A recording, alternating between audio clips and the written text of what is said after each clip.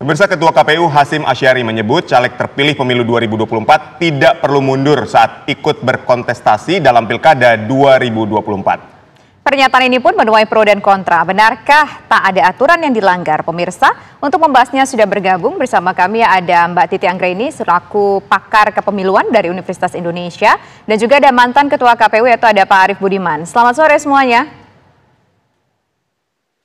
Selamat sore, Mbak. Ya. Selamat sore, Assalamualaikum. Waalaikumsalam warahmatullahi. Nah, pertama saya ingin menuju ke Mbak Titi terlebih dahulu. Mbak Titi, apakah seharusnya kalau caleg terpilih kemudian dia wajib mundur saat ikut pilkada, atau mungkin Anda juga setuju dengan statement yang disampaikan oleh Ketua KPU RI tadi?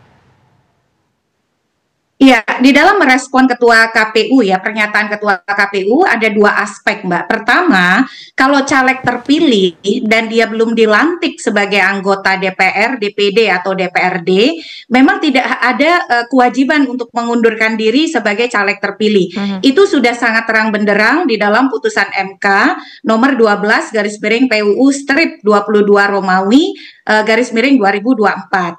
Tetapi kalau si caleg terpilih itu berstatus sebagai petahana yang sedang menjabat, yang harus mengundurkan diri itu adalah statusnya sebagai anggota DPR, DPD, DPRD yang sedang menjabat.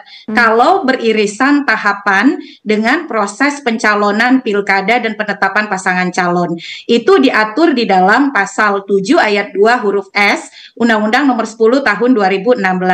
Tetapi yang perlu kita sikapi dari pernyataan Ketua KPU ini adalah penundaan pelantikan. Jadi kalau misalnya ada anggota DPR, DPD, DPRD yang seharusnya sudah dilantik sebelum 27 November, maka dia bisa ditunda pelantikannya sehingga tetap bisa menyusul dan kemudian tidak kehilangan kursi parlemen terpilihnya.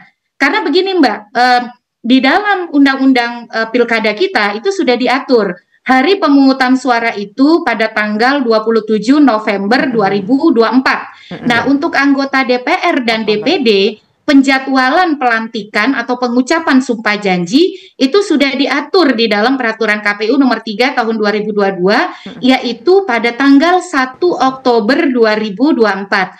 Jadi, pelantikannya itu mendahului hari pemungutan suara. 1 Oktober pengucapan sumpah janji, hari pemungutan suara pilkada 27 November. Di dalam putusan MK nomor 12 tahun 2024 disebutkan harus ada surat pernyataan yang ditandatangani oleh caleg terpilih, yaitu bersedia mengundurkan diri saat dilantik apabila tetap memutuskan maju pilkada. Nah, hal pertimbangan hukum tersebut artinya tidak boleh ada irisan seseorang berstatus sebagai anggota DPR, DPD, DPRD dengan statusnya sebagai calon. Jadi kalau seorang caleg DPR, DPD terpilih itu dilantik tanggal 1 Oktober 2024, jangan cari-cari alasan. Dia boleh dilantik susulan dengan alasan dia berhalangan. Nah, itu yang kemudian menjadi bermasalah dari pernyataan Ketua KPU yang menyatakan tidak ada ketentuan pelantikan serentak. Bisa kemudian susulan pelantikannya dengan alasan maju pilkada sebagai bagian dari berhalangan.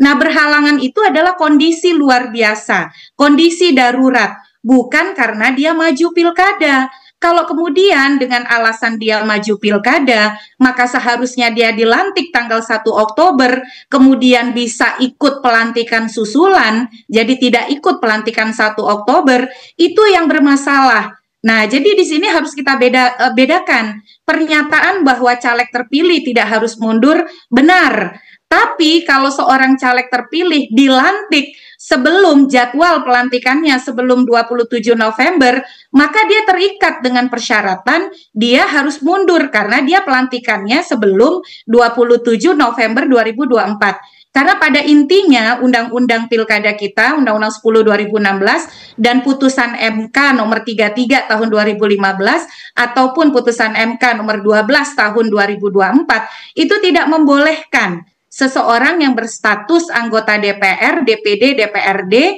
untuk kemudian maju tanpa mengundurkan diri. Nah, jangan diakali dengan menyatakan pelantikannya itu boleh disusulkan karena tidak harus serentak begitu ya. Sebab di Undang-Undang MD3 dan Undang-Undang Pemda, pelantikan anggota DPR, DPRD itu kan dilakukan bersama-sama.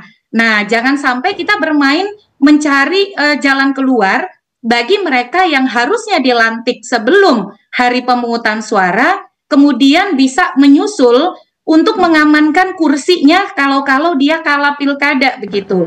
Nah, ini yang kami sebut sebagai menjadi celah untuk mengamankan kursi DPR dan DPD atau DPRD bagi mereka yang tidak mau melepas kursi itu kalau mereka kalah pilkada.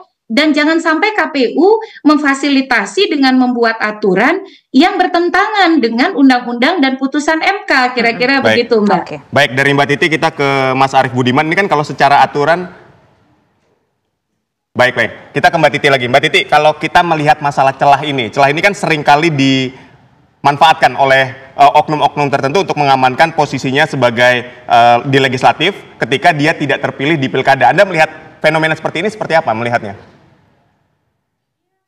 Ya, ini akan terbuka kalau narasi atau wacana yang disampaikan Ketua KPU itu terrealisasi.